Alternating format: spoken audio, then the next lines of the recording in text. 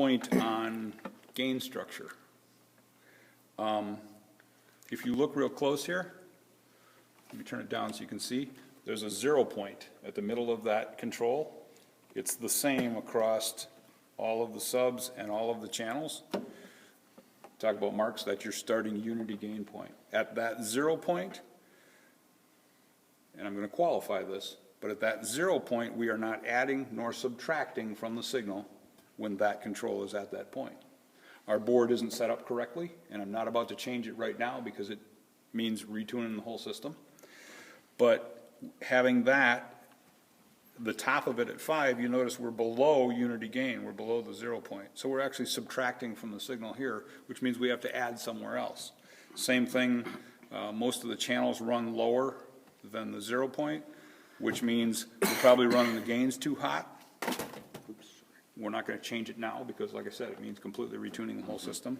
Same thing with the subgroups, they're actually setting low.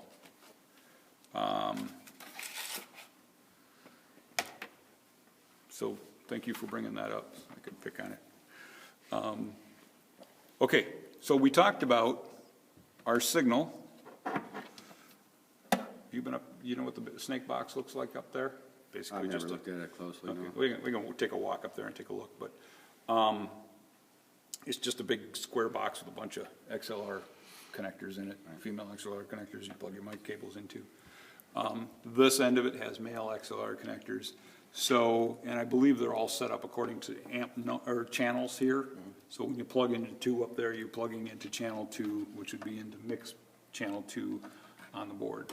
I've unplugged this temporarily, set it up here so I don't lose it, and plugged in my mic so I can give you an example so that we can do demonstrations on channel 2. So the signal comes in there over that snake extension cord we talked about, and here's the first control. It's labeled trim, which is the same thing as gain. Some manufacturers will call it gain.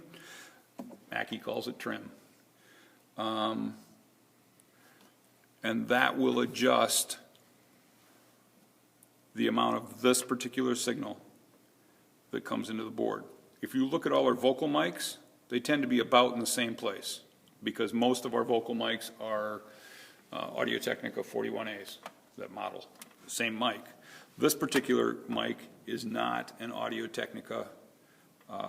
This is a Shure, or is it it's a Fender P51, which is a lesser expensive, lesser efficient microphone.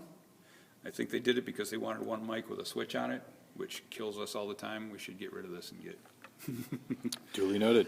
Yes.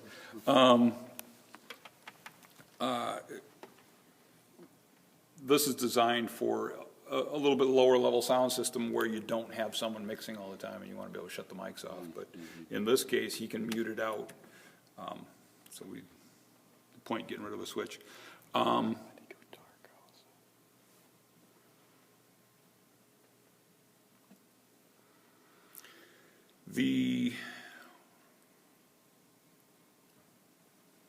I was going somewhere with this. Okay, this microphone, you notice our gain is set a little bit higher because it's a little less sensitive microphone. So we have to make up for it with our gain control.